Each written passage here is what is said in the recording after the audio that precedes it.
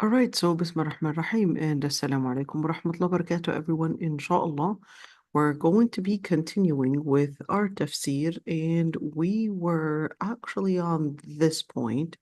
We're still doing this ayah, يا أيها الذين آمنوا إنما الخمر والميسر والأنصاب والأزلام رجس من عمل الشيطان فاجتنبوه لعلكم تفلحون. But we did have some people yesterday, they had some questions. We didn't really give them the amount of time to ask questions. So, Ustaza Umayya, you had some questions. So you wanted to ask some questions regarding the previous point. So go ahead. Inshallah, Bismillah ar-Rahman ar-Rahim. Yeah, in the point 9, the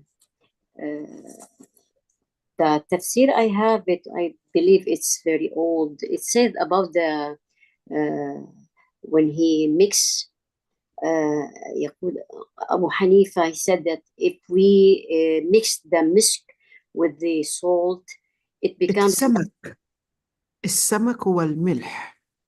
المسك. Here you have misk. Yeah, this is the point. I have misk, Okay. and for that So, he make it fair. misk plus salt. Right. It gives So, us murabba, and you said it's muriya. Muriya. So right here, al-Muhaqqiq commented on these two. You could see right there, and he said that in fil usul al-khattiyya mim, meaning some manuscripts indeed have misk, and he said this is a mistake. So this is a typo. Okay. So, and in terms of murabba, he said in that copy, notice that manuscript, it seems like they had made a couple, I guess, typos, and he said murabba, and he said وهو خطأ والمري بالضم وتشديد الراء الذي يؤتدم به. يؤتدم به, kind of like you eat it like a sauce. All right, so that's يؤتدم به. Like what we would say yakhni in Palestini. I don't know if that's the word that you would use in Lebanese, but kind of like a sauce, kind of like a stew. So that's basically what it is. So when you say يؤتدم به, something that you would eat with bread, كأنه منسوب إلى المرارة maybe, والعامة تخففه مري maybe, مرر. So وينظر فيه مادة ذبح. Okay, so just to see this one, so he's basically telling you that an issue that some manuscripts indeed did say that, but they're making a mistake. So you remember when we say marinate? So probably maybe the marination is probably taken from this word. So in our days, we can find it on the shelf under which name? No. So to marinate basically means when you put spices, maybe spices probably on meat or something, just to kind of let it absorb all those spices. That's basically what's happening. So here they would put, I guess they used to put alcohol with salt to let it absorb, and it seems like it was taking somewhat of some time. And Abu Hanifa assumed that when the alcohol was added to the fish and salt, and it was taking some time, that it kind of fermented with it. And then he said what happened to it, I don't know how he assumed that it turned into a vinegar and is not alcohol anymore. But that's what he was assuming, or that's what he had supposed that happened when this was marinated with the fish. You see what I'm saying? So yeah. You have more explanation on your book than that what I have. Maybe it's like old. Right. So this is why it's important to look at those books that are muhaqqaqa. The books that were muhaqqaqa, what does it mean to do tahqiq? Tahqiq means that they had multiple manuscripts, and then they would compare the manuscripts. So here he had a manuscript which he probably got from maybe, I don't know, Lebanon, or another manuscript which he labeled maybe Alif, he got from perhaps Leiden in Germany. Another manuscript, it was found in perhaps London in UK. Another manuscript maybe from Holland, and so forth. You want to keep in mind that when the colonizers came in, one good thing out of colonization that happened is that they had taken these manuscripts and actually preserved these manuscripts. So that's the only thing that yes, it is considered stealing, the property for those countries, but unfortunately, our countries didn't actually do a good job in preserving these treasures. So, subhanAllah, these colonizing countries, when they had taken and really stolen these manuscripts, they actually did a good job in preserving such material. So you will find a lot of manuscripts in London, in UK, in what's it called, in Germany, in Holland, not many in France, but you will still have some manuscripts there, and they'll have them in the right environment. We're talking about very expensive way to preserve these manuscripts. They are archived. They're even given microfilms, so they're put in specific rooms with specific temperatures that basically would regulate the amount of humidity that's in there, the temperature, etc. All of that is basically very expensive to preserve. So they have them in the best way to preserve such manuscripts. And unfortunately, we don't really have the same environments done within our countries. And unfortunately, we would see these manuscripts, many of them would just be eaten by bookworms. So when we look at these manuscripts, many times they would be capable of getting microfilms or perhaps a printout for these manuscripts. So they would label each and every single manuscript based on, let's say, a certain letter. And they would tell you which manuscript in the first chapter, or at least the first volume, they'll tell you each and every single manuscript, where they got it from, and what is at least the record number for that particular manuscript. And that's why they would compare these manuscripts and tell you, well, this manuscript said misk, and that manuscript said samak. And there's a huge difference. I mean, misk is going to be, musk. It's basically a fragrance, but samak is going to be fish. And here, and he said, وَالْمُثْبَتُ مِنَ التَّمْهِيد. What is it, tamheed? Tamheed is supposed to be for Ibn Abd al-Barr. It's a different book. Okay, but he went to Tamheed in order to really see what Abu Hanifa had said, even though what he was supposed to do, he was supposed to, here we go, he already did that. So he went to Al-Hujja al-Shaybani, which is a Hanafi book, Al-Mabsut al-Sarakhsi, which is a Hanafi book, Mukhtasar Ikhtilaf al-Ulama. Well, that's not necessarily Hanafi, but you could see that he went to the Hanafi books, and even Ibn Abd al-Barr, which is a Maliki book, At-Tamheed, in order to see what really was the actual word. So he did do his job just to make sure that this wasn't a typo, but what really was that mixture made of? What is the recipe for this muri?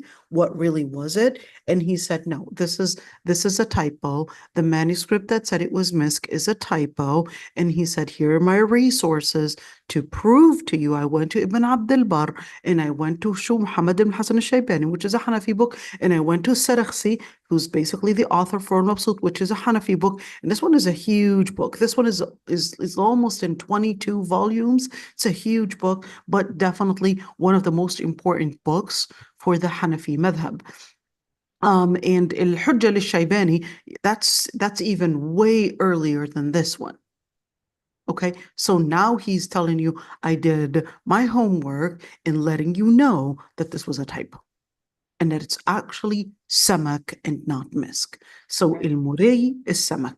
is made of fish, not made of misk. Yeah, it makes sense. Samak makes sense.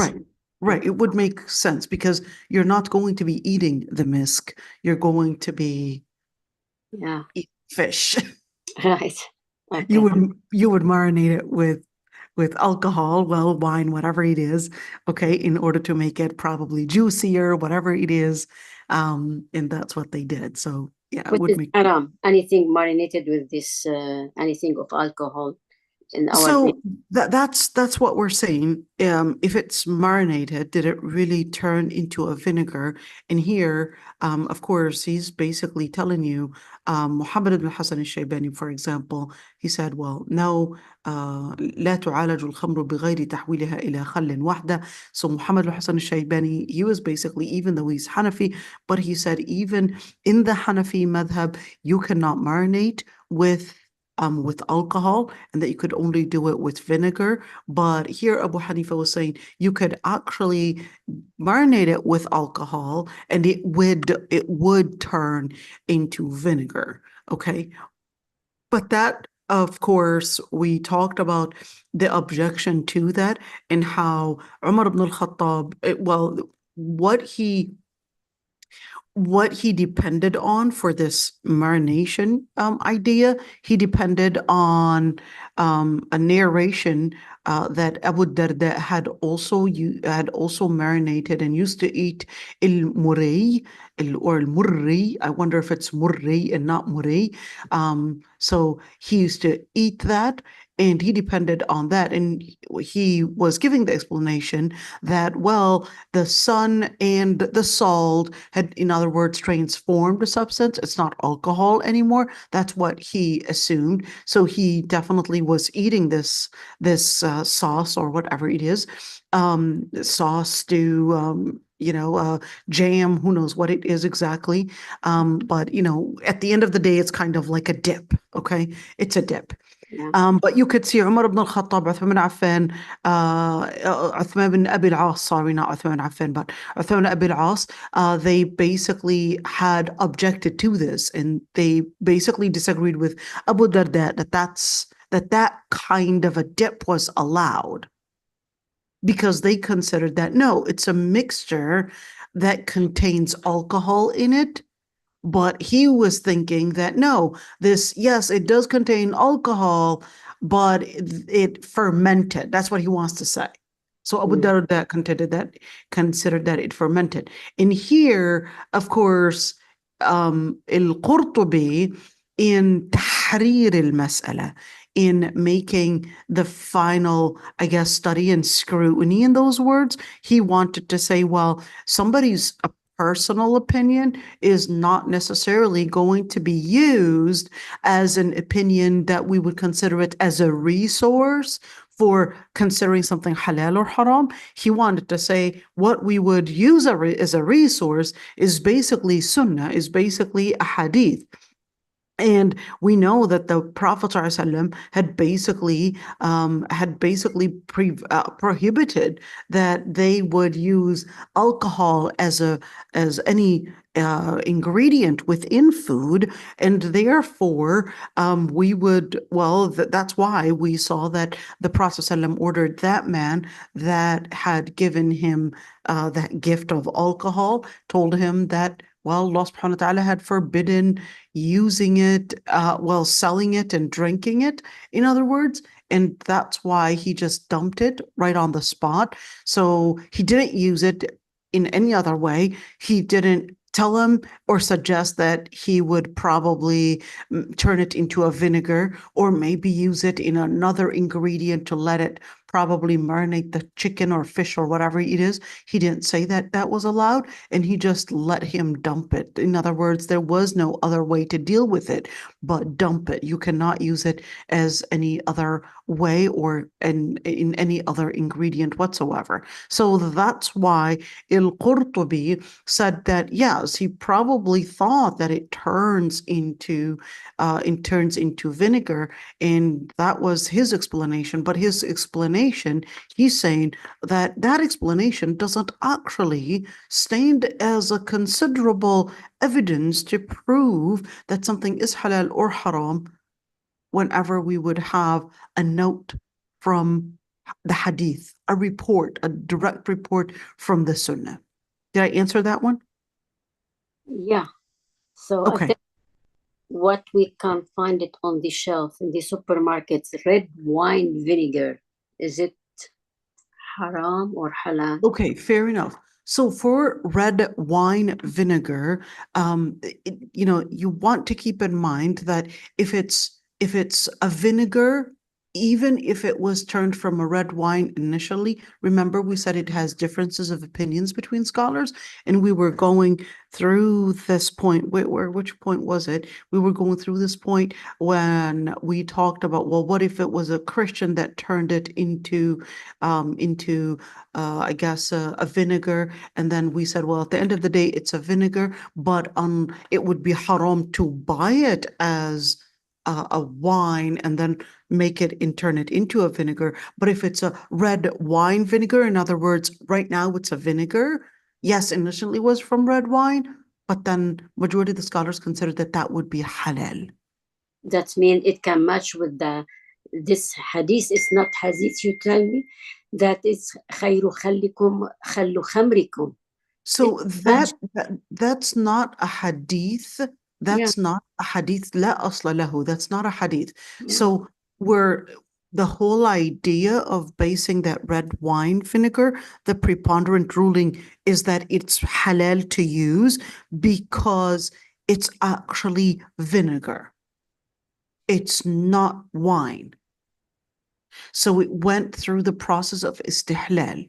But it would be haram for you to buy red wine and probably ferment it or probably turn it into vinegar. But if it was turned into vinegar, whether you had forgotten about it or whatever the process is in order to turn it into vinegar, if it had turned into vinegar, well, then that's halal to use according to the majority of the scholars.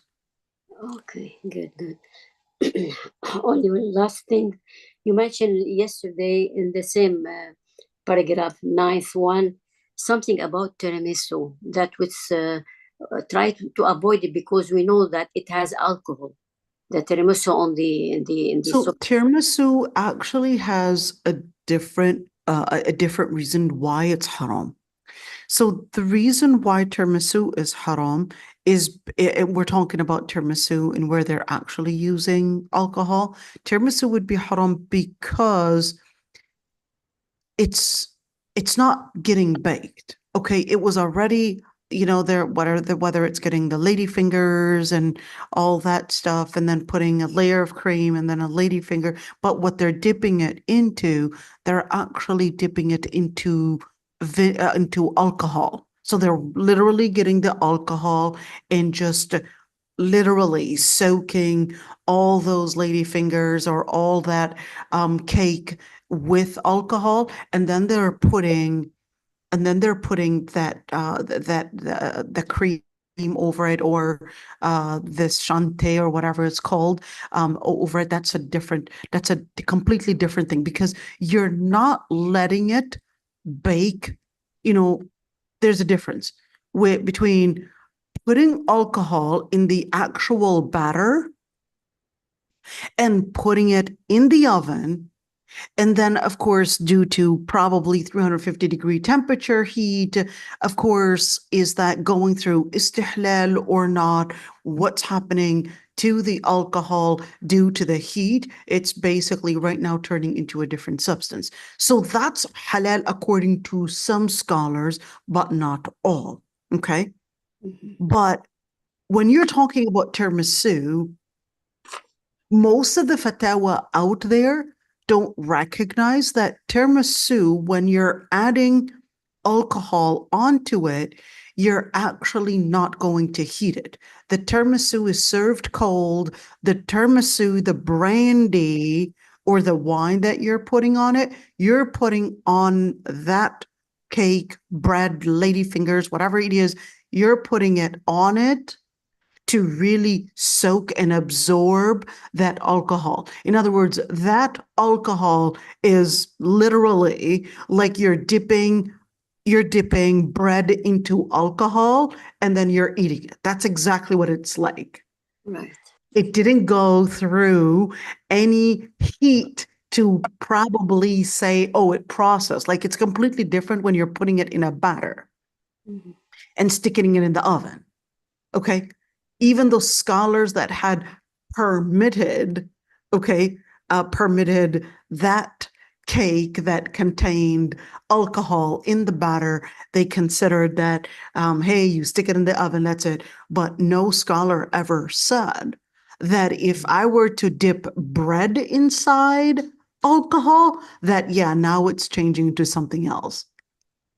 You see what I'm saying? That's the problem with tiramisu, is that it's literally dipping alcohol into that cake, and then you're putting, yes, you're getting black coffee, you're getting, for those that are in love with baking and cooking and all of that, you know very well that tiramisu actually requires, or at least if you don't want to add brandy, you don't want to add alcohol or wine on it, but you want to do tiramisu, let's say without the wine, well, that's absolutely fine. It would be halal.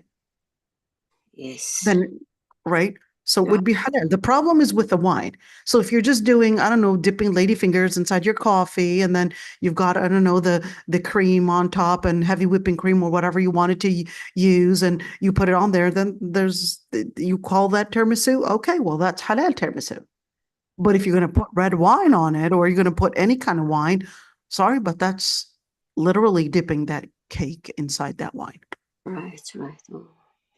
Jazakallah khairan. Jazakallah khairan. So I hope I answered those questions. Now we're going to get into the other point, which basically is this segment, and it's talking about al-maysir wal-ansab wal-azlam rijsun min amal ash-shaytan. So we're done with alcohol, but we're going to get back to some things about alcohol, I believe, in some points, but at least let's jump into this one.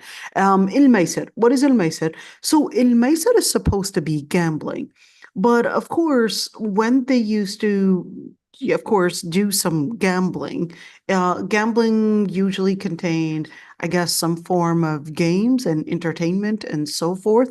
So that's what, I guess, made al-Qurtubi get into the point of talking about playing with dice and chess. Okay, let's see. So he said, this ayah indicates that playing with dice and chess, whether it was to play with money, in other words, whether money is involved, you win, I get $50, you lose, you give me the $50, whether there was money involved or not, at the end of the day, al-Qurtubi said, this ayah indicates that playing with dice and chess is actually considered as haram. Let's see. And the reason for that, he said, because Allah subhanahu wa ta'ala, when he had said that khamr is haram, he basically just said, إِنَّمَا الْخَمْرُ وَالْمَيْسِرُ. What is it? Well, it was basically right there. إِنَّمَا الْخَمْرُ وَالْمَيْسِرُ وَالْأَنصَابُ وَالْأَزْلَامُ رِجْسٌ. So he said, what this ayah is indicating is that al-khamr, al-maysir, and in other words, it's talking about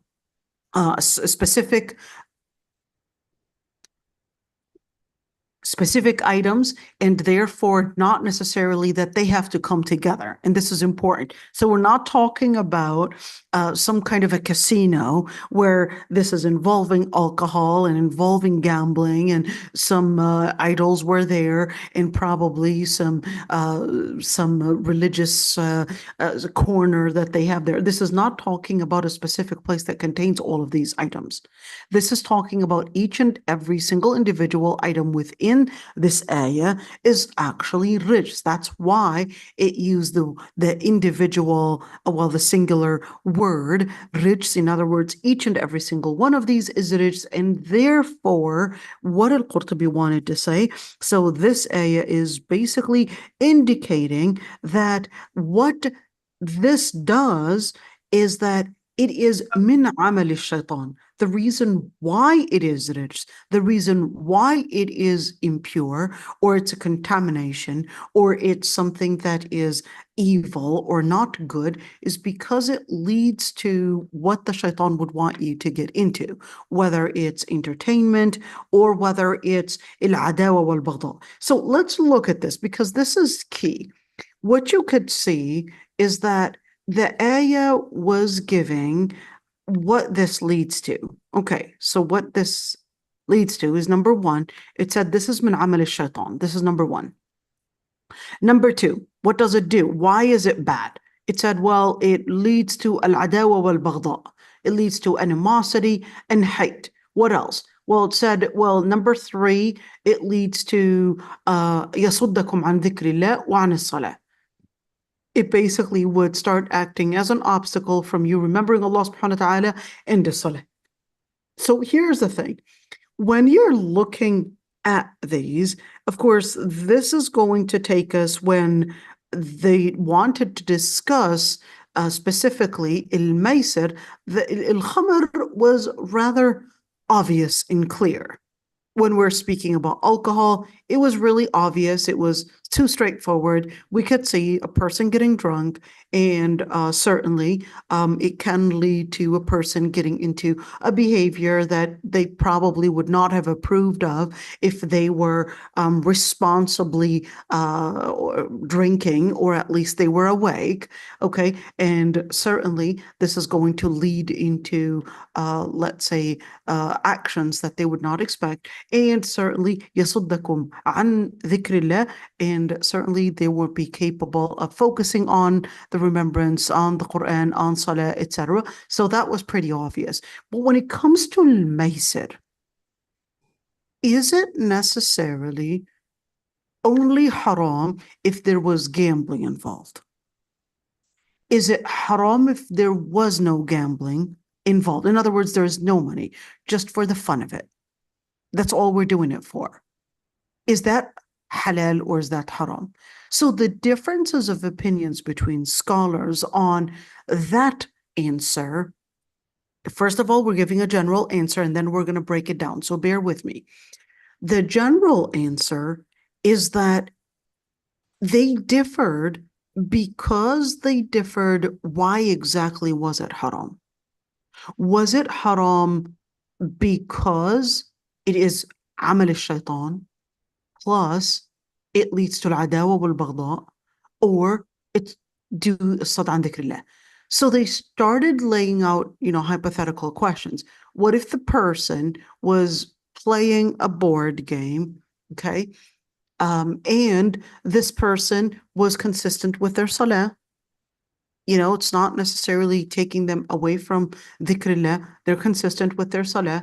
And plus, to avoid adawa, animosity, and hate, we're going to make sure that there's no gambling involved, because the only times we would get into, I guess, hatred is when we see our interest is at risk here, which is our own money.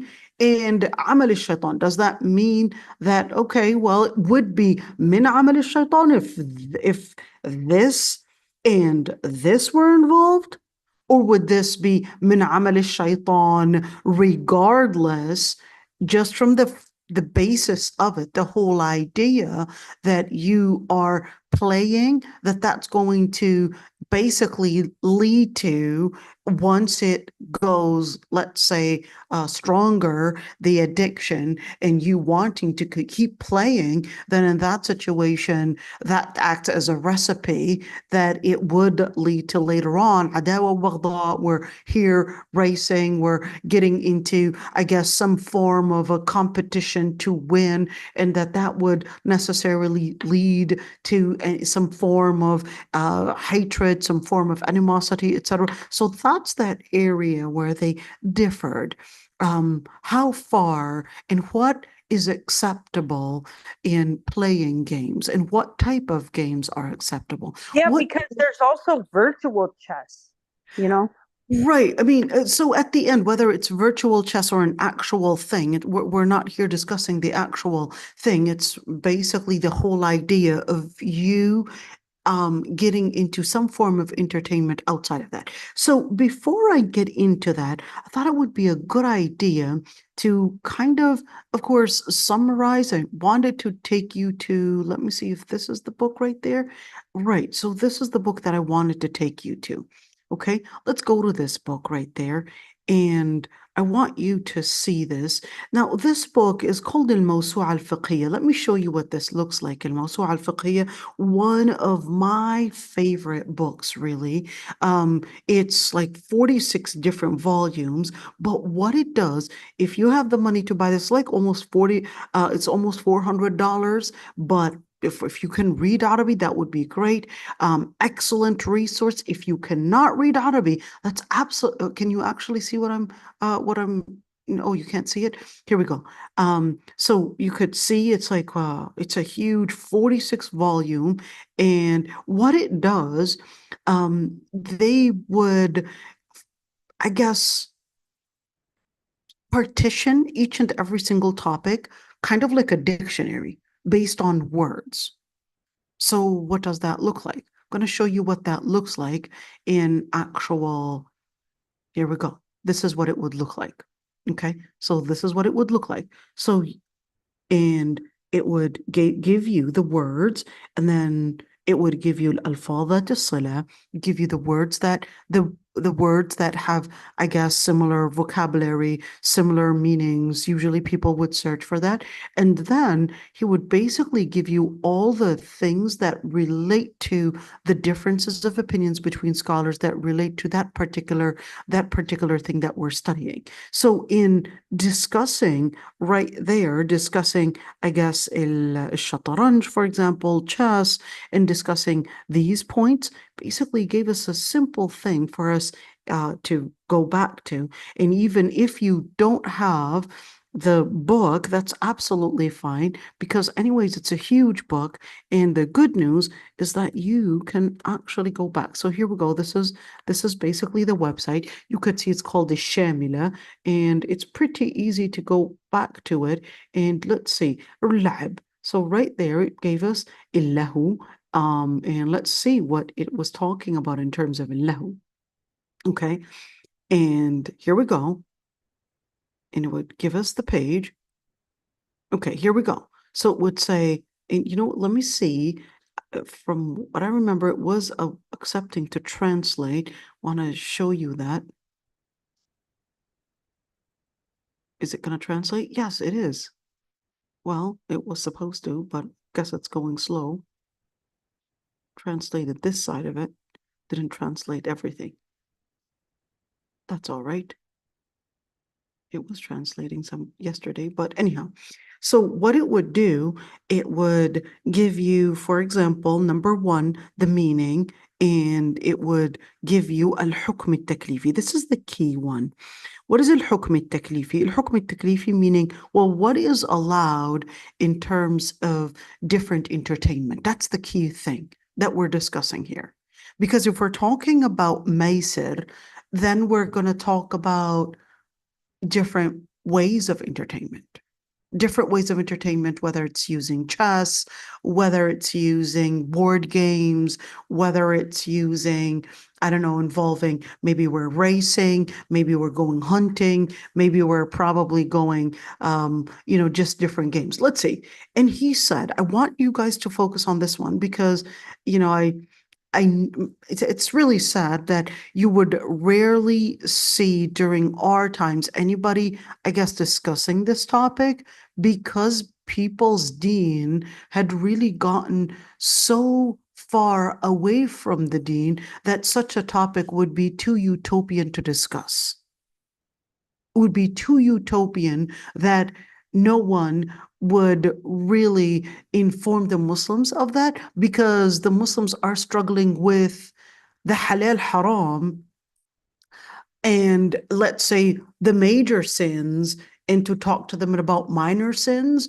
I can understand why many du'at would not talk about it, because if we're seeing that the Muslims are struggling with alcohol, for example, to talk to them about probably why it would be wrong to do minor sins, you know, that people are struggling with major sins. So let's look into this one. And he said, اللعب منه ما هو مباح ومنه ما هو مستحب ومنه ما هو مكروه ومنه ما هو محرم. Entertainment and playing around, basically just gaming and just playing, some of it is considered as permissible, other is liked, other is hated, and some other type of entertainment is considered as impermissible. So what is the mubah? What is the gaming, or at least the entertainment that is considered permissible?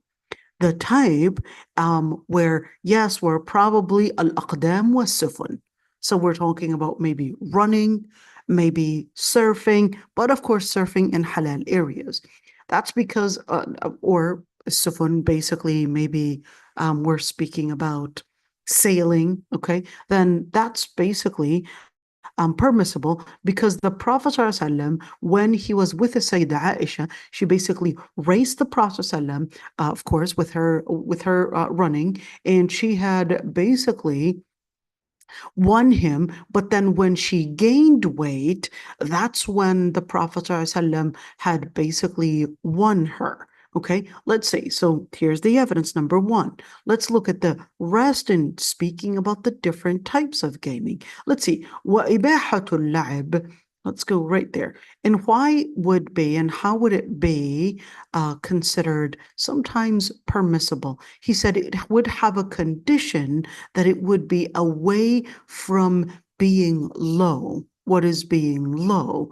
In other words, things that dhawul maru'at, people that have honor, that they should not be engaged in. And it's really sad that we're seeing right now gaming, even men are playing right now video games and getting involved in video games and it's like you're spending so much time on that and you're getting so addicted to it, and it becomes something that you, as a person of honor, you should not be engaging in that. So if we're speaking about those muru'at, we're speaking about that type of la'ib, that number one, it should not be something that is dishonoring. It should not be something that if you were to see, for example, a scholar or somebody that is of let's say, a high position, you would see them gaming. Would you really respect that? Or do you consider that it doesn't really fit a person within that level or that ilm or that religiosity and that piety? Well, neither does it fit you.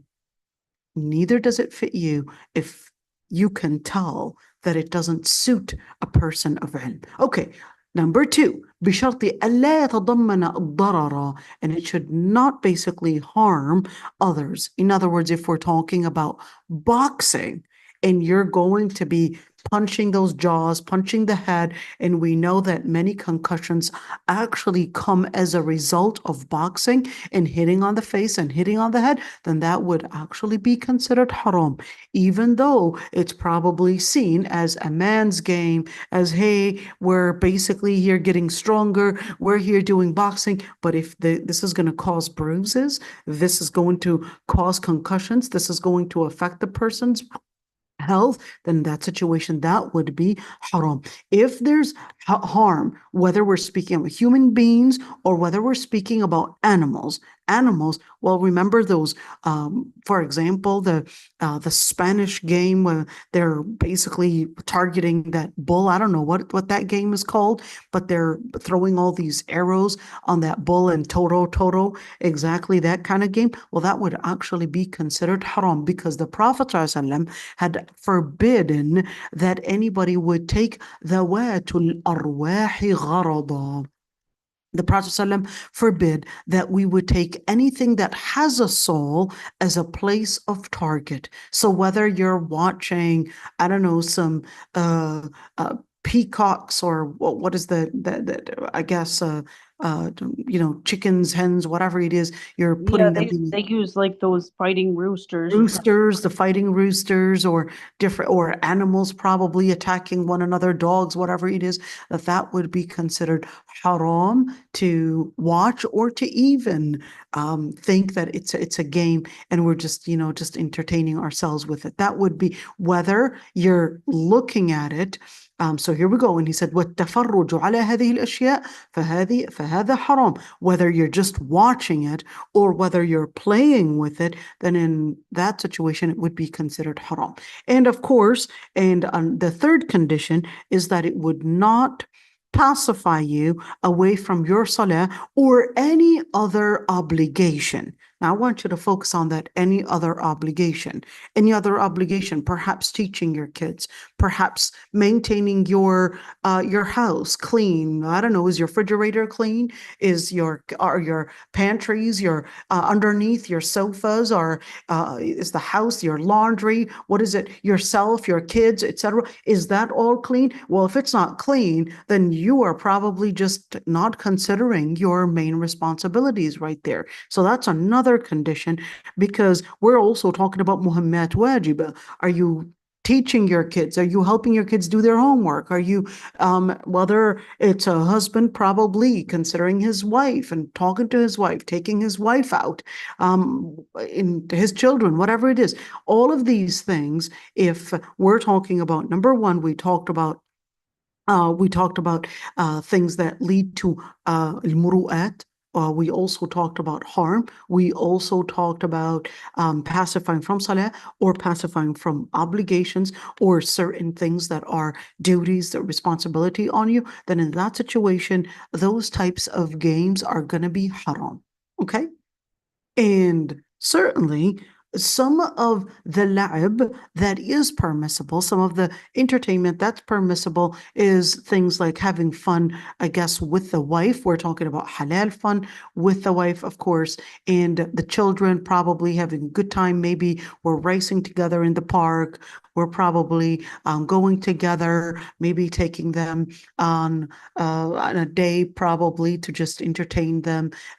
Probably, I don't know, with bean bags or whatever it is, just being with the kids, with them, with the wife. So that's definitely right there considered as, well, it has a good cause. It has a good cause, which is bringing in, I guess, tarwih an-nafs. It has a good cause, which basically is to help you overcome maybe depression, to help create this bond between you, your wife, and the children. And certainly that's their right. It's the children's right that the husband would spend quality time with the wife and with the children. And when we're speaking about quality time, we're talking about the phone is not in your hand and I'm going out probably to the restaurant with them, but the phone is constantly with your hand and you're just looking at your own social media. You're with them, but you're not. When we say you're with them, that actually means your phone is on a side, you're with them, you're listening to their silly jokes. Yes, your kids are going to say stupid, silly jokes, just listening to them. And it doesn't have to be all the time that you're really serious. You could be listening to their silly jokes. It would be probably something that maybe it doesn't entertain you. You don't think it's funny.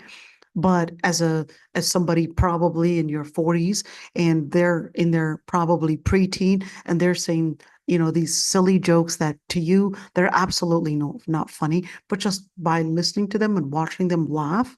And of course, unless it's haram jokes, that's a different story. But just being there to just letting them feel that you're sharing the moment of laughter and the moment of entertainment, that is considered as halal entertainment. Let's see. So like what? We're talking about like these things. And number one, if we're speaking about probably bow and arrows, probably just different types of throwing. In other words, it's basically physical gaming, physical competitions, because it is useful in wars, battles, and certainly it's basically getting you stronger physically. Okay, and that's basically that focus. ألا إن القوة الرمي, and Allah subhanahu wa ta'ala was basically saying, وأعدوا لهم ما استطعتم من قوة ومن رباط الخيل, and prepare yourself with, of course, ما استطعتم, with what you're capable of, capable of, I guess, strengthening yourself with, whether we're speaking about horses or different elements to get you stronger. In other words, physically stronger, then that would basically be halal entertainment if it's getting you physically stronger. Let's see. Okay, well, what about different things such as playing with maybe birds, maybe just different maybe pets and etc. Is that permissible to play around with pets? Probably. So here's the thing, that he said وَمِنَ اللَّعِبِ الْمَكْرُوهِ, that it's hated that one would play with birds, because he said لا يليق بأصحاب المروءات والإدمان عليه قد يؤدي إلى إهمال المصالح والمشاغل ويشغل عن العبادات والطاعات. He said it is considered as hated because it is not suiting those that are in, let's say, high level of muru'ah, of dignity, of honor, and also because it can lead to addiction, where the person might actually then become too busy with these things and probably pacify them away from what's more important to work with, what's more important to consider that you should be spending more quality time with, and certainly because it pacifies you away from different means of worship, from different ways of worship, from different things that you're supposed to be obedient to with Allah subhanahu wa ta'ala. Okay, so that's the second point. Let's see. وَمِنَ اللَّعِبِ الْمُحَرَّمِ عِنْدَ الْفُقَهَاءِ, and from the entertainment that is not permissible according to the Islamic scholars of fiqh, is any type of a game that involves gambling. Why? Because in general, Allah subhanahu wa ta'ala had basically forbidden any form of gambling, and because Allah subhanahu wa ta'ala had said, Ya ayyuhalladhina amanu, which is the ayah that we're working on. But here's the question. What about things like playing with dice or chess? Okay, let's see. And he said, اللعب بالنرد محرم عند جمهور الفقهاء. Majority of the scholars had considered that playing with dice is basically not permissible according to majority of the scholars. And then he goes in details and he says, for the Hanafi, Maliki, and the Shafi'i, and what is the preponderant in the Hanbali madhab is that it is not permissible because the Prophet ﷺ, quote, actually said this hadith, من لعب بالنرجشير فكأنما صبغ يده في لحم خنزير ودمه. Whoever would play with a narchir. A narchir was a game that was, I guess, imported. The game was imported from the Persian areas and perhaps maybe India as well, but it was actually known, that game was known from the Persian culture, and it was called a narchir. Maybe they Arabized the word, but that's what that game was called. So the Prophet ﷺ had said, whoever plays with that game, which basically would have a dice, and I guess they're, playing has certain rules, etc., playing with it, it is as if the person had dipped their hands in swine flesh and the swine flesh and blood. Okay, before we look into that, let's look at the hadith. It is narrated by Sahih Muslim. Narrated by Muslim. You can't beat that. It's an authentic hadith. There's no doubt about it. And Of course, مقابل الصحيح عند الشافعية, but you could see that for the Shafi'i madhab, they basically said, well, it is hated that the person would play with dice exactly like it is hated according to the Shafi'i madhab, or at least some Shafi'is, to play with chess as well. But here's one thing. I thought because there's so much detail, I thought I would go to my friend right there and actually ask my friend in regards to الشطرنج. And because when you would look at, for example, this book, he went into so many different opinions and so many, of course, different things. So I didn't want to confuse you. So I thought it would be a good idea to probably have ChatGPT probably summarize those opinions, and that way you could see those opinions in bold words, and I guess it would be easier for you to get the summary of it rather than go in lots of details. So let's say in regards to chess, differences of opinion. So let's look at these opinions first. The first opinion was that it was haram. The second opinion said it was makruh. The third opinion was called was saying that it was permissible. But I want you to keep in mind, ChatGPT is not always accurate in laying out the fatawa, okay? But I basically used this one because I had already compared it with the fiqh resource, and it was accurate this time. It was accurate this time, but not always so accurate. Just be careful with it, okay? So let's say the ones that said it was haram, so we got three differences of opinions: haram, makruh, and permissible. Okay. And the reason they had differences of opinions is basically because what does it really involve? How do we understand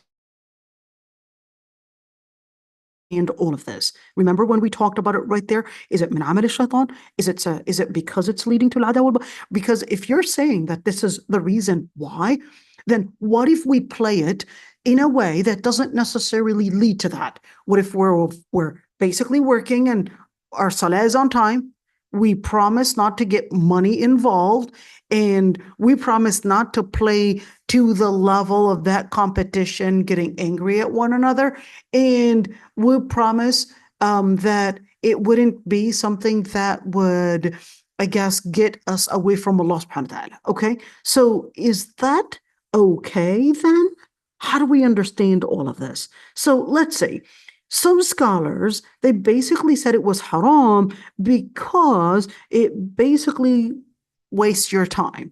Number two, it basically gets you into entertainment that would be exaggerated entertainment. And then we're talking about hours.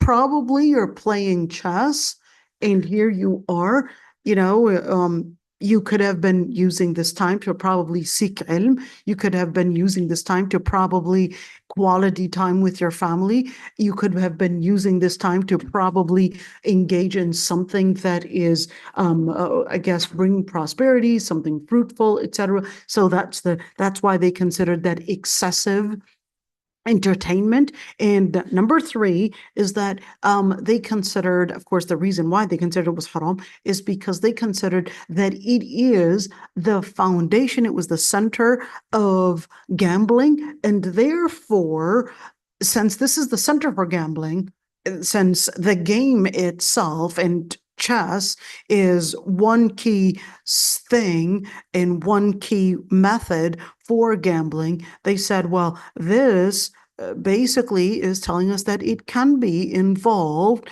with gambling, the whole idea of gambling, and therefore chess or those other games, if they're going to be the foundation, or let's call it a method used for gambling, then why are we here disregarding the fact that this is a method that would probably intimidate you to gambling? That's the idea.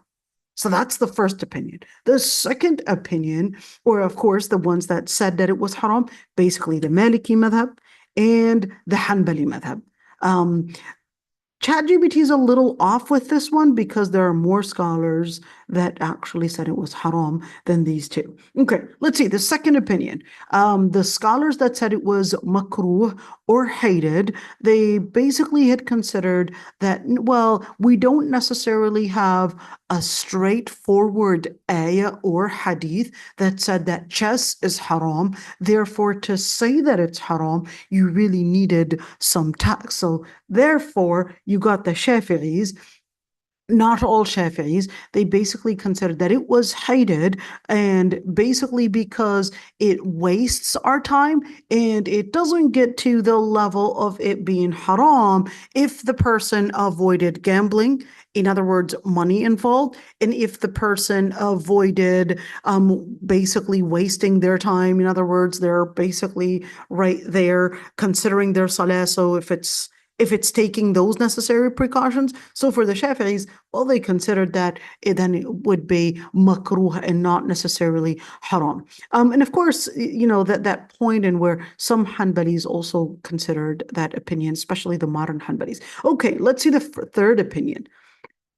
The third opinion considered that it was permissible unless the person was getting pacified away from their religious duties, or at least their responsibilities. In that situation, of course, regarding those 2 points that we talked about, not keeping away from صد عن ذكر الله, and 2, it's not involving عداوة والبغضاء, in other words, it's not gambling, then in that situation, that wouldn't be min amal al-shaytan, and therefore it would be considered as permissible.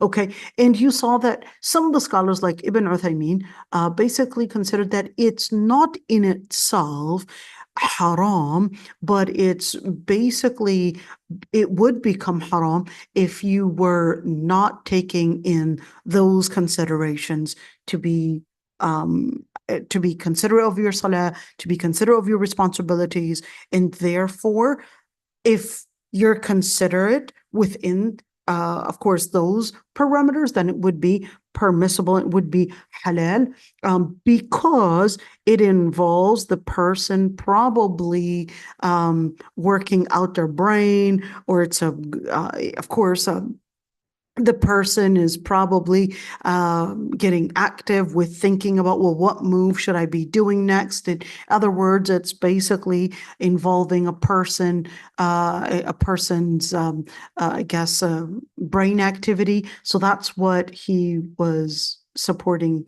that opinion with, is that it's a brain activity. We're talking about chess here. It's a brain activity, and it doesn't have to be just physical activity. Yes, certainly the physical activity is definitely something that we could see that hadith talking about physical activity, as long as it's not causing harm to your body. But we could see whether it's running, racing, and probably involving some body workout, or probably I guess horseback riding, swimming, etc., that's permissible. But then what about if it's a brain activity? A brain activity, and where I'm playing chess and I'm thinking, it's a different type of an activity. So that's why Ibn Uthaymeen said, well, this is a brain activity, and even though it's not necessarily physical activity, but as long as it's within the parameter, not keeping you away from dhikrillah, not keeping you away from the obligatory things that you're supposed to be doing, then in that situation, it should be permissible. Okay, let's see. Just wanted to note that one. Let's go back to our موسوعة الفقهية again. So let's see. And he said, أجمع المسلمون على أن اللعب بالشطرنج حرام إذا كان على عوض أو تضمن ترك واجبا مثل تأخير الصلاة عن وقتها. So he said right there, and of course, by the way, I shouldn't have said he, because الموسوعة الفقهية is involving almost 100 different scholars. Yes, they all participated. It was an encyclopedia in fiqh to actually write al-Mawsu'a al-Fiqhiyya. Just imagine that. Okay. And he said that all scholars had agreed that it would be considered haram if there was a compensation, or there was, of course, of course, using money and gambling, then in that situation it would be haram. Or if it was involving probably getting too busy from doing the obligatory actions, such as making salah on time, or probably lying about something or harming others, then in that situation it would be haram. Okay, now they had differences of opinions that I remember. We just showed you this piece of it to kind of summarize it for you, but then we're right now going to the actual thing. Okay, let's see, for the Malikis, Hanbali, and certainly, of course, those are Shafi'i scholars, they basically considered that it is haram and straightforward. Okay, that's why when I told you, when we went to ChatGPT, I told you that ChatGPT wasn't accurate fully in regards to this one, because he didn't mention that there were, in fact, Shafi'i scholars, they didn't necessarily all say that it was makruh. Okay, so just to mention that one. Okay, now you could see that how ChatGPT can get it wrong. Okay, let's see. Which are those other scholars? Let's see, we're talking about some Sahaba as well. Ali ibn Abi Talib, Ibn Umar, Ibn Abbas, and Sa'id ibn al-Musayyab, and wal-Qasim, wa-Salim, wa-Urwa. So those are all basically scholars. Well, those are Sahaba. Those are Sahaba. Okay, those are Tabi'een, all the way right there. Tabi'een. Okay, so those would be the scholars that basically said it was haram. And what's the evidence? Now, I want you to pay attention to this one. They all depended on this evidence. What was it? That Ali ibn Abi Talib, he passed by a group of people and they were playing chess. So he said, "What is this?" And they basically, I guess, started explaining to him what that was. But of course, he already had known. So it wasn't like he was looking at the game and what is this, but he basically just saw the chess, I guess, figures on it. And he said, التماثيل التي أنتم لها عاكفون. ما هذه التماثيل التي أنتم لها عاكفون? What are these? And of course, this is basically a quote from an ayah, at least part of it. What are these التماثيل? What are these sculptures that you're just sitting and surrounding yourself around, and considered that, well, لأن يمسن جمرا حتى يطفئ خير من أن يمسها. If any of you were touching a burning coal, it would be better than touching that. In other words, talking about that. And you could see that this hadith right there, أخرجه البيهقي, didn't really say whether it's authentic or not, but what was that necessarily his opinion in regards to chess, or was that something that he had learned about from the Prophet ﷺ? So it's basically his own opinion. Okay. And let's say Malik had also narrated, you want to keep in mind, majority of the scholars consider it haram, even if there isn't any gambling involved. Okay, let's see. Abdullah ibn Abbas, Malik had also narrated that Abdullah ibn Abbas, he was basically a guardian. ولي مال يتيم فوجدها فيه فأحرقها. Ibn Abbas basically was a guardian over an orphan, and it was amongst that orphan's property that he basically had a chess board game, but Abdullah ibn Abbas just burnt it. Didn't sell it, just burnt it. And they also used another evidence. They said, well, here's an analogy, because it involves playing with dice. And certainly when you're looking at chess, it involves dice and it involves a lot of timing invested in it. And therefore, it's going to be, let's call it, intimidating. The person would probably get pacified away from Allah subhanahu wa ta'ala. And therefore, without us realizing, because the person is getting into this competition, that later on, this competition might provoke some animosity, some hatred amongst one another. And then certainly in that situation, the person, not only are they just so indulged in it, but it also would require that the person would invest so much time and so much energy in, of course, concentrating on that game. And then it's just going to be spending your own time and wasting your life on what really would not be helpful. Okay, so this would be that opinion. Okay, just one, I'm not going to go in all the details, inshallah, but I think it's important to just look into those ahadith. And by the way, what's more important than the chess game, and whether it's halal or haram, is understanding the methodology that we learn fiqh in. How is this all researched? How and what method? And why did they have differences of opinions? What are the different ways that they would judge something halal or haram? You would say, many people would say, oh, that person, and I've had a lot of people actually say, oh, she's so strict and she's just so traditional. It's like, of course I am. Of course, proud to be so if that's really me. Because we're supposed to go back to our tradition. We're supposed to go back to the resources. It's not an issue of, let me just think about it based on my own opinion. We're supposed to be traditional. We're supposed to go back to Quran and Sunnah. We're supposed to make sure that we let Quran and Sunnah be the lens that we see through. We don't change Islam to appear somehow updated, or somehow moderate, or somehow seeming like, yes, I'm basically modern and all of that. No. You don't change the religion.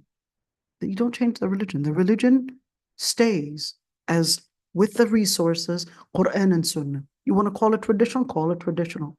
The end of the day is that's how we would research Islam. That's the methodology that we would use to research Islam. Go back to Quran and Sunnah. And these scholars are basically to help us make sure that we stay within the perimeter of Islam. So we're just learning how they researched and what evidences they used. And because they were so concerned in wanting to learn those ayat, because they wanted to stay within the parameters of Islam.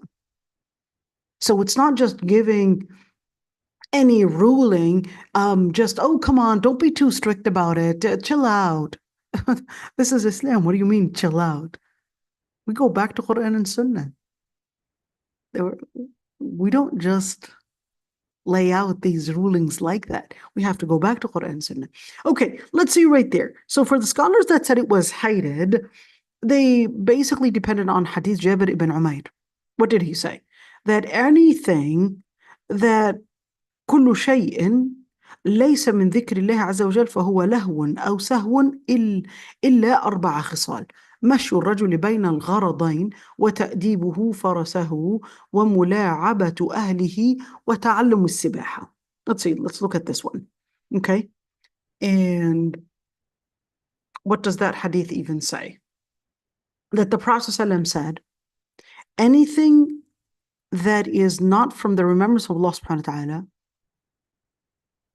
then is going to be an entertainment, or the person being pacified away from Allah subhanahu wa ta'ala, except in 4 different matters. Number 1, the man basically walking to a certain goal. In other words, they're walking to get something done, basically, something useful, maybe buy apples, or probably walking for physical therapy or whatever it is. In other words, basically needing to complete a mission. Okay. Number 2, تأديبه فرسه. Basically, I don't know what it's called, but they would train horses. So basically training the horse, and of course horses, when you train horses in Arabic, it's called the sayas or siyasat al-khayl. When you're training the horses, I forgot what the word in English is. Maybe you can help me. But so training horses and teaching horses, and basically that's within the area of halal. ملاعبة أهله. الأهل could mean wife and could also mean children. Okay, so the person is just having fun and entertaining himself with his children and with his wives, perhaps, or wife. And وتعلم السباحة. تعلم السباحة, learning how to swim. But here's the question. So we're talking about Hadith Jabir. Is that necessarily authentic? So let's see. أخرجه الطبراني وجود إسناده المنذري في الترغيب. So we could say that it was mentioned, but it didn't really say how authentic this hadith is. So that we would need to actually see. Let's see the other hadith. وفي حديث عقبة ibn عامر الجهني. Let's look at this one. And we're opening this page up. Let's see. And there's another hadith that the Prophet ﷺ had said, ليس من اللهو ثلاثة. That's hadith عقبة ibn عامر الجهني. تأديب الرجل فرسه وملاعبته زوجه ورميه بنبله عن قوسه. That the Prophet ﷺ said 3 things are not considered lahu. Lahu meaning haram entertainment. Number 1 is that a man would basically train his horse. Number 2, having fun with his wife or his spouse, basically. And ramyuhu binablihi. Ramy binabl is basically bow and arrows and working on training on bow and arrows and basically whether it doesn't have to be bow and arrows, it can be also shooting. So we're basically just learning how to, I guess, fight. We're learning how to, I guess, target things and all of that, that's basically permissible. Okay. And of course, I'm just going to make this really, really short because I don't want it to be too long. I do want to say, for example, there was a whole article that was written on Islam Online. I would say that that article did a good job, but I can tell that the person that wrote the article is an undergrad. Sometimes they don't know how to, their problem, they don't know how to, I guess, quote right. So they would take the whole quote and basically stick it on there and don't even know where the quote sometimes begins and ends and how to, I guess, classify those opinions. So they will say, this is what the Shafi'iyya had said, this is what Hanabila had said, instead of saying, well, the point, and kind of like what ChatGPT had done, this is the point, and this is what, and this is who's saying this, and so forth. So they basically did it, I would say, the simple way, a very simple way that tells us that the person that was reviewing and writing this article didn't even have the flexibility to understand these points and put them in categories, but they still tried. Okay. So we'll just make the story short. So, okay. To make the story short, is it halal or haram to play with a nard or with chess? Is it, well, nard is dice. Okay. The same reason and the same idea that we talked about chess is basically the same thing that scholars also discussed dice. Okay. But of course, dice was probably rather, I would say, more straightforward because there isn't a particular hadith in regards to chess, but there is a hadith in regards to dice. Okay.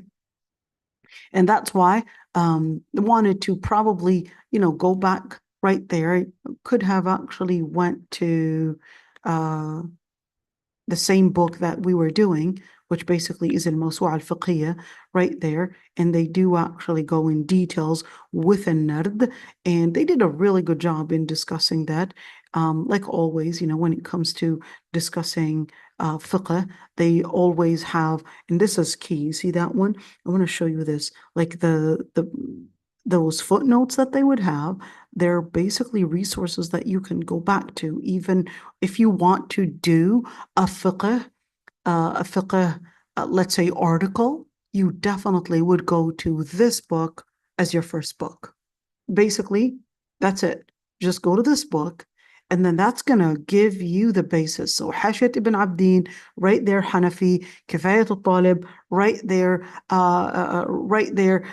giving you the Kifayat al-Talib, giving you the Hanafi, Hashiyat al-Dusuqi, it's giving you the Maliki, Radat al-Talibin, giving you the Shafi'i, Kashaf al-Qina', giving you the Hanbali, and would basically give you the resources. And guess what? You see these? Those are actually page numbers.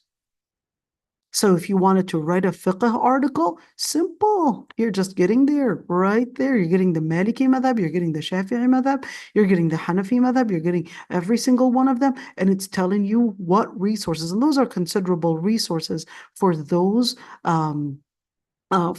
basically for those topics. So if what you wanted to basically get into knowing the word and where it's coming from, here we go. Basically told you it's in Lisan al-Arab. Go to Ibn Mandur, and then it would give you إعانة الطالبين, منح الجليل or منح الجليل. So then it would give you those resources in order for you to see it. Okay, now the other thing, just because I didn't want to go in all the details and confuse you, I thought I would go back to my friend right there and just lay out أقوال الفقهاء في اللعب بالنرد, the differences of opinions. Again, you don't always want to use ChatGPT, but here I'm just making the story short. I just showed you earlier how ChatGPT can go wrong in telling you the fiqh opinions and so forth. But let's at least, just generally look at this and benefit at least from what it can probably summarize for us. Okay, let's see. Number one, of course, we had in terms of playing with dice. In general, most of the scholars had actually considered that it was considered as haram to play with dice, whether there was gambling involved or whether there wasn't any gambling involved. And the reason why they said it was haram, well, because the Prophet ﷺ, two reasons. Number one is that because this ayah, إنما الميسر I'll say this is a, see, look at this. This is a real mistake right there. Look at that. It said إنما المسر والقمر. It's not إنما الميسر. What is the word? إنما الخمر والميسر والأنصاب والأسلام ورجس من عمل الشيطان. Do you see that mistake? So that's why you can't always depend on ChatGPT. You got to be really careful. I mean, you can make a mistake. If you can make a mistake in the ayah, that means that, just see that one. Okay. All right. So for those opinions, let's say Imam Shafi'i, that's true. He was considering that playing with the nard or with the dice is haram. And Imam Malik was probably the most strict in that regards. He actually considered that it was haram and that it was actually haram for the main reason is because of the hadith, the Prophet ﷺ, that hadith in Sahih Muslim. Why did he actually, the hadith in Sahih Muslim, whoever plays with the narjir فكأنما غمس يده بلحم الخنزير ودمه, that hadith. If you were to play with a narjir, which is the game that we said it was imported from Persia, it would be as if you were to dip your hands in the swine's basically flesh and blood. Okay. In other words, this hadith is to tell you whether, and so how is it that it's like dipping your hands in the swine's flesh and blood? So it's the flesh and blood and the swine is basically to say that it's impure. Number two, when you're talking about blood and flesh, well, why didn't it say, for example, skin? Well, that's in order to tell you that most of this involves, of course, money. And this money, if you were to take this money of gambling, basically, that was going to be the same way that you would probably if the person were to consume pork, it would basically involve what would make the actual makeup of your own body. It would basically make haram haram body. All right. So your body would contain basically haram substances. And that's the same thing. So even if you are avoiding pork, but haram money is not exclusive to pork. Haram money is also going to be involved in playing for the sake of gambling. And certainly whether you are gambling or whether you are playing for the for the sake of entertainment, it would still be considered that it's what would intimidate you to gamble. So that's the Maliki. They regarded that dice is basically just in itself is basically haram to play with, period. Okay. But the scholars that said it was makruh, so the dice itself, that it's makruh, you saw that Shaykh al-Albani, okay, and Ibn Uthaymeen. What did they depend on? So they basically depended on the idea that the dice in itself is not in itself necessarily impure. It's what would be involved with it. So if it was to use it, let's say for gaming, and to use it for the type of games and entertainment that's getting you away from your dhikr, or getting you away from your obligatory things that you must be doing, then in that situation, that would be haram. So they didn't consider the dice in itself as haram. They considered what it involves and what comes out of that gaming. That's haram. So according to those scholars, they considered that using it for, let's say, school, or using it, we're talking about school, maybe, yes, we wanted to see the children perhaps, or the adults. So we let the dice basically using it for educational purposes, that would be permissible because it's not involving pacifying you away from Allah subhanahu wa ta'ala, and it's not involving gambling. In other words, not a competition for money. And therefore, they considered that would not be min amal shaitan. So they considered that the dice in itself is not what is haram. But certainly, it would definitely be best if we were to always stay away from the differences of opinions between scholars. So the reason of, again, right there, giving you, I guess, a summary, why some would look into dice, considering it as haram, because they said it would, number one, intimidate you to play any form of betting, gambling, and number two, it's wasting your time, and number three, it would lead to animosity and basically empty competitions. Okay, so just wanted, I wanted to, share those points, because I know that many would have all these questions in regards to dice and those hadith and how we understand that one. So just wanted you to kind of see all of that as a summary before we would get into details with what al-Qurtubi is probably saying. So to make the story short, okay, make the story short and summarize everything. When we're speaking about chess or we're speaking about dice, is it necessarily haram or is it halal? So scholars had differences of opinions on, number one, the reason why the ayat were basically considering al-maysir, is it only exclusive to gambling, or is it min amal al-shaytan, or is it because it leads to al-adawa and baghda, basically leads to animosity and hate and etc., or is it because it leads to being pacified away from dhikrillah? How do we understand all of this put together? Right, and that's why they had differences of opinions. Two, because there are a hadith, and specifically the most important hadith is basically the hadith that was narrated by Muslim, that whoever plays with a narchir, as if they had basically put their hands, dipped them into the swine flesh and blood. Okay, So that's the second hadith. Then in terms of shataranj, the only narration that we would know of is Ali ibn Abi Talib passing by these people, and he would say, وَمَا تِلْكَ التَّمَاثِيلُ الَّتِي أَنْتُمْ لَهَا عَاكِفُونَ. What are those? In other words, he was basically right there. He's not asking them a question, but he's basically right there.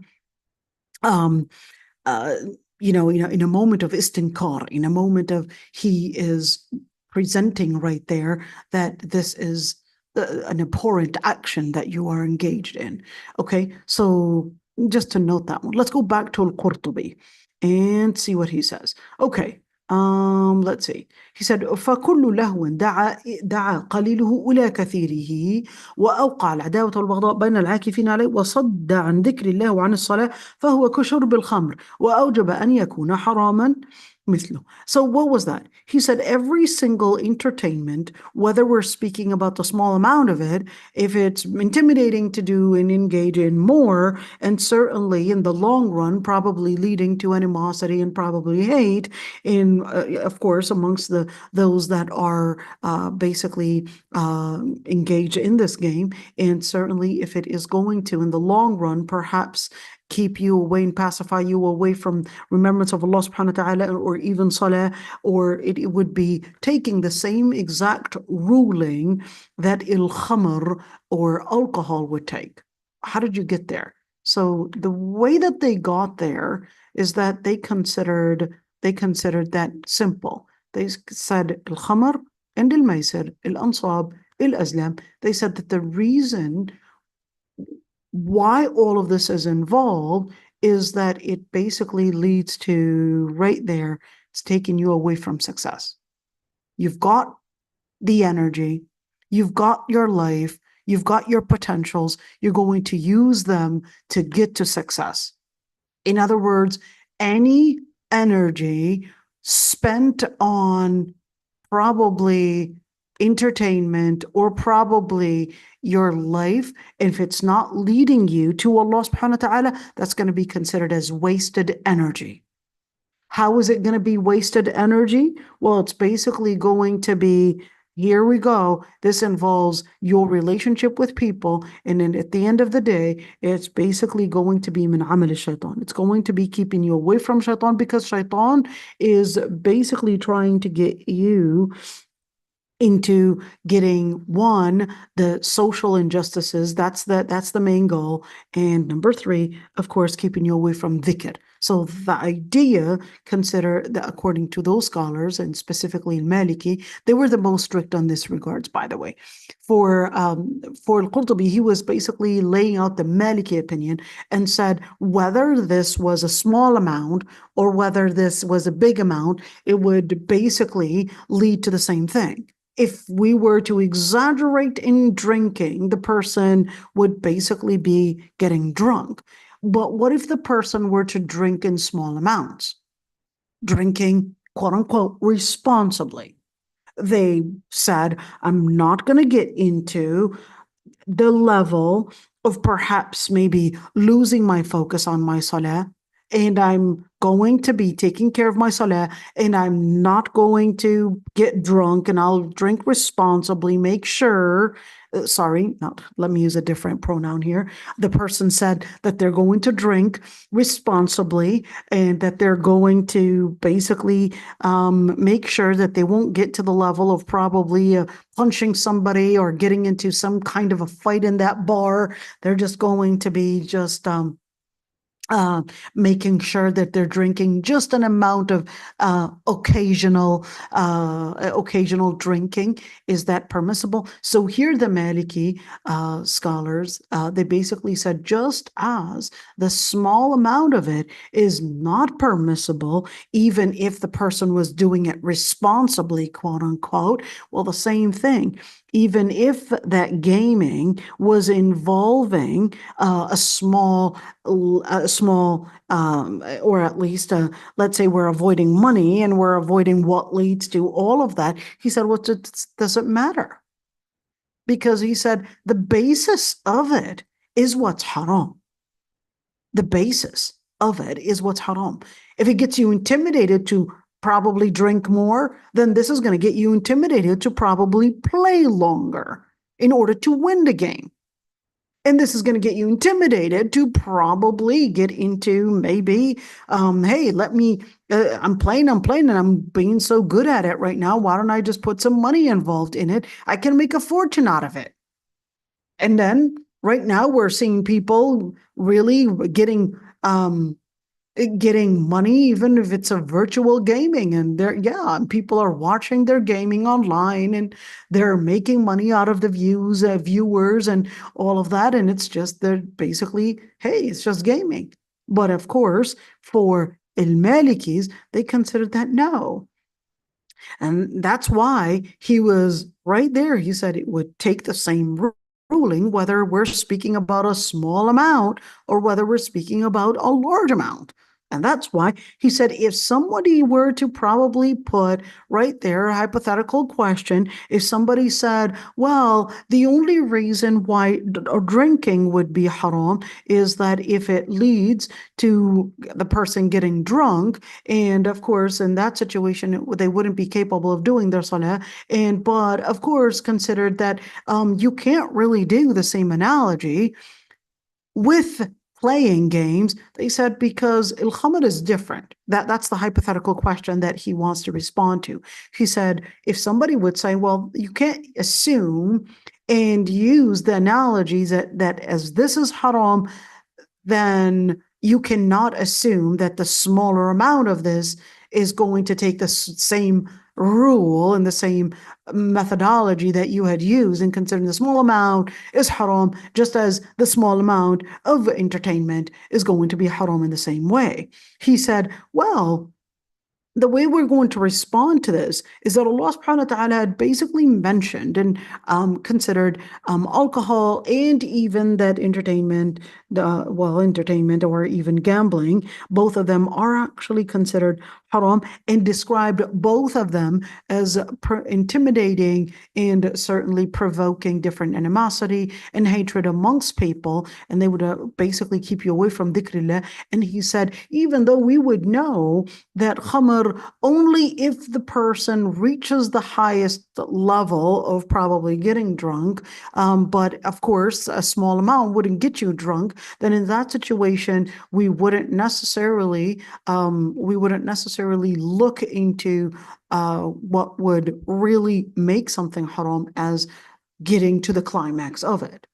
He said, no, the smaller amount is going to take the same ruling. And that's why Allah subhanahu wa ta'ala said that they were rich. So it's not how many times do you go and worship those idols. And it's not about how many times did you go and try to get your fortune, and probably how many times did you go. The whole idea, the concept of it, that's what he was trying to say. He said the whole idea, it's not about how frequently do you play. It's not about how frequently do you drink. It's not about how frequently do you do shirk. It's not about how frequently do you do these fortune tellings or whatever it is that a person is going to, get some information from, the gods or whatever it is. He said it's rich in itself. The concept of it is rich. The concept of it is harm. The concept of it basically intimidates to leading to those dangerous things, and competition that is going to lead to hatred, and certainly keeping people away from dhikrillah, and simply that's going to basically make up as the main ingredient to what is it going to lead to? He said, فَإِنَّ ابْتِدَاءَ اللَّعِبِ يُورِثُ الْغَفْلَةِ. That's the key word. He said, just the idea from just the basic playing, what it develops, it basically lets you develop ghafla, pacification away from Allah subhanahu wa ta'ala. And then al-ghafla, so what he wanted to say is that what is common between these two items right there is not necessarily just the idea. Let's erase all of this. What he wanted to say is that al-khamr wal-maysir, what is common between them is not necessarily that this leads to a person getting drunk or a person getting probably animosity and etc. Said, no, no, no. The whole idea of all of this, he said, it's that it leads to the person being pacified away from the principle of Allah subhanahu wa ta'ala. And he considered that this is the key thing, that it gets your heart into ghafla, and that it overcomes your heart exactly the same way that a sukr, that when a person would get drunk, they would get into a moment where they're not focused. They're basically away from, I guess, focusing on what's more important.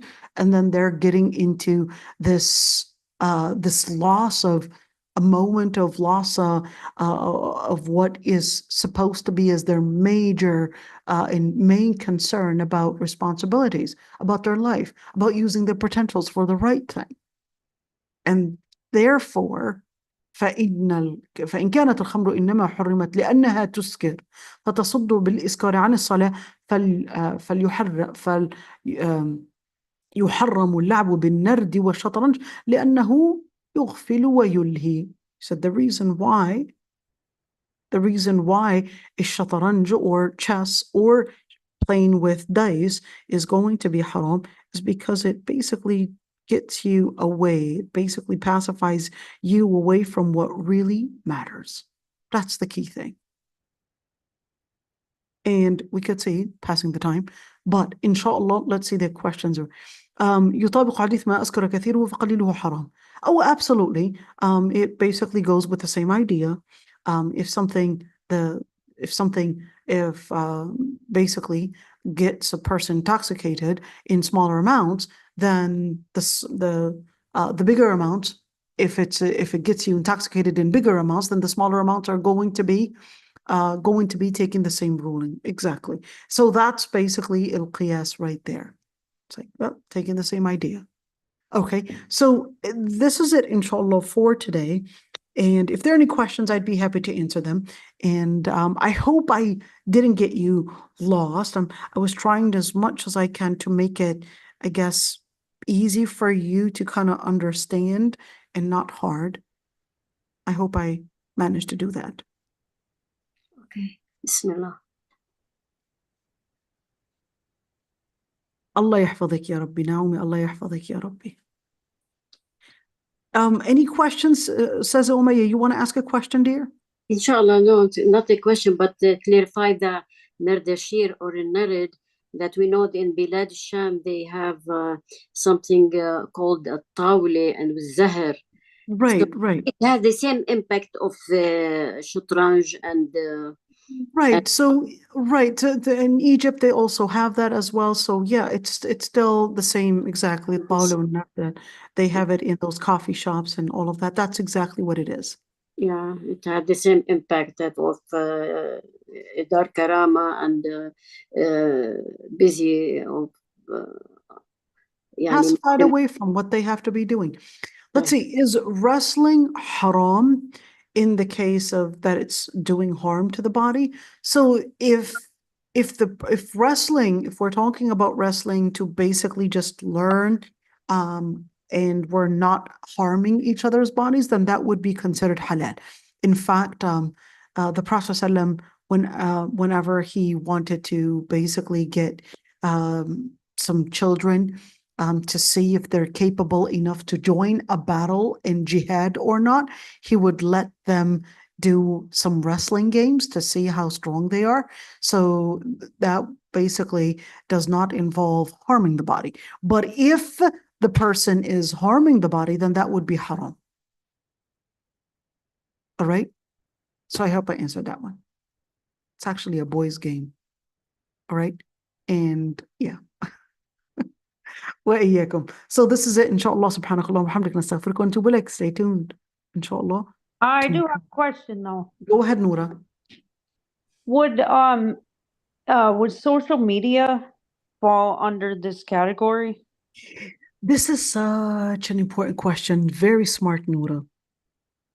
Because what we're seeing right now, a lot of that social media is, pranks and involving an amount of time looking at those reels, and it's just just really wasting time. Would that be within there? Remember how we did this category? Is it من عمل الشيطان? Is it involving صد عن ذكر الله? Is it involving العداوة والبغضاء, etc.? So it depends. Think of that analogy, and then let's say use a Quranic lens, looking through that ayah, and then making that final statement. And how do we put the regulations to make sure that it doesn't intimidate us to go within that haram border? How do we put in the regulations to make sure that we're within the parameter that Allah subhanahu wa ta'ala wanted us to be in, which is away from ghafla, which is away from wasting our time, which is away from wasting our energy, basically? What are the parameters? Certainly, this is something considered nawazil, something new, but we definitely need to keep these within, I guess, the parameter, looking at it through this lens of that ayah. So the lens of this ayah, is it min amal al-shaytan? What exactly is that person doing on that social media? How much time is being spent? Are you really doing talab al-ilm? Are you really doing dhikrullah? Because when you're talking about dhikrullah, what we're doing, the past, 2 hours now? I don't know, how long has it been? The past 2 hours, what were we doing? We were basically discussing fiqh, we were discussing the different opinions between scholars, etc. That's considered and it's on social media. It's on social media, exactly. Yeah, that's true. You know what I'm saying? So it really depends on what the person is doing. You could have, and of course, the logarithms and how social media works is that if you're constantly watching food, it's going to bring you food. If you're constantly watching clothes, it's going to bring you clothes. If you're constantly watching ayat, it's going to bring you ayat. And if you're constantly watching, I don't know, Sha'rawi, it's going to bring you Sha'rawi. If you're constantly watching, I don't know, Angelina Jolie, it's going to constantly bring you Angelina Jolie, and so forth. So you have to set the algorithm. Absolutely. You have to set it. And that's the same thing. You have to really set not only your mind, but you also have to look into the amount of time that is being spent and making sure that you're using your time wisely and not depending on these snippets, even if you're doing probably something useful. Make sure you're actually doing something that is more, let's say, leading to true talab al-ilm and leading to something that would get you into accomplishing certain things in talab al-ilm. Maybe accomplishing tafseer, maybe accomplishing fiqh. So using that social media, listening to perhaps a series of lectures, listening to probably ayat, listening to something that is useful. That's what you want to focus on. Does playing cards, is playing cards the same like dice and shataranj? Absolutely. Playing cards takes the same ruling as dice and shataranj. It's within the same area. Same thing for talking about Candyland, Monopoly, etc. It takes the same idea. Exactly the same idea. All right. So this is it. Subhanakallah wa bihamdik, nastaghfiruka wa natubu ilaik, nashhadu an la ilaha illa ant. See you tomorrow, inshallah. Barakallahu biki, jazakallahu khair. Wa iyyakum.